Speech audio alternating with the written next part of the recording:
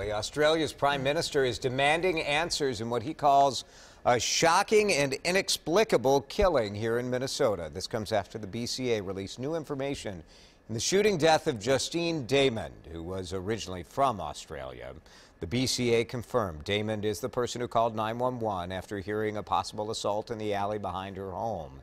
Investigators say officers Matthew Harity and Mohammed Noor responded. As they drove through the alley, the BCA says a loud sound startled Officer Harity, who was driving.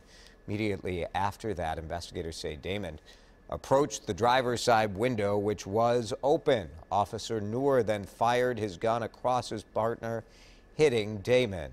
Now, it's important to note that the BCA interviewed only Officer Harity. Investigators say Officer Noor declined to be interviewed, and there's no indication as to whether or not that interview will happen. This morning, we did hear from Officer Harity's lawyer, who said it's reasonable to assume an officer in that situation would be concerned about a possible ambush. Now, just hours after this information was all released, Minneapolis Mayor Betsy Hodges spoke out. Our big questions left that we still have and that we hope to have answered soon. Why did Officer Noor draw and fire his gun?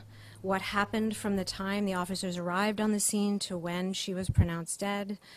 Why don't we have footage from body cameras? Why were they not activated? In Damon's native Sydney, Australia, her family and friends held a silent vigil at a local beach. Her father and nearly 300 others threw pink flowers into the ocean to remember Damon. The meditation teacher and life coach was planning to get married to a Minnesotan next month. Stay with WCCO for continuing coverage of the Justine Damon shooting. President Donald Trump is inviting all Republican senators to the White House today to talk about health care and some other issues. The development came on the same day Senate Majority Leader Mitch McConnell announced his chamber would vote on a clean repeal of Obamacare early next week without a plan to replace it. At least 3 moderate Republicans have already come out against that approach.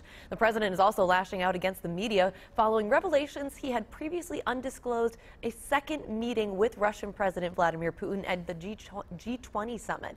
In a tweet late last night, the president called the, quote, fake news story of secret dinner with Putin sick. The White House was already defensive about Donald Trump Jr.'s meeting with a Russian lawyer at Trump Tower last year.